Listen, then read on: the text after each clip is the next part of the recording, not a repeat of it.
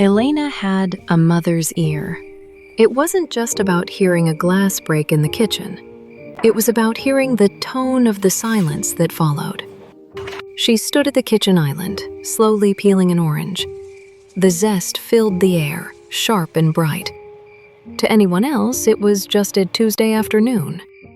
To Elena, it was a delicate balancing act. The subtle struggle. Her son, Leo, now 14, sat at the table. He was fine. That was the word he used, a flat, gray shield of a word. He was staring at his notebook, his pen hovering but never touching the paper.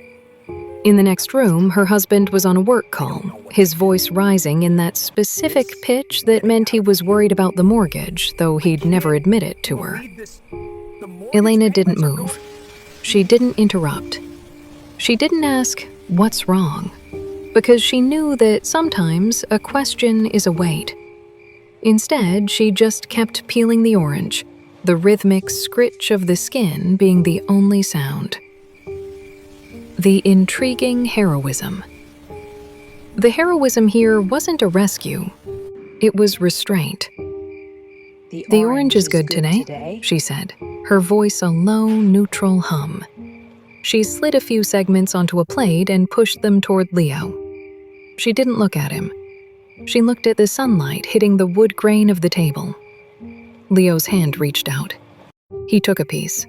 He chewed. The tension in his shoulders, the one he'd been carrying since he walked off the school bus, dropped by a fraction of an inch. "Mom," he said, his voice barely a murmur. "Yeah? Do you ever feel like you're performing? Like you're a character in a play and you forgot your lines?" Elena paused.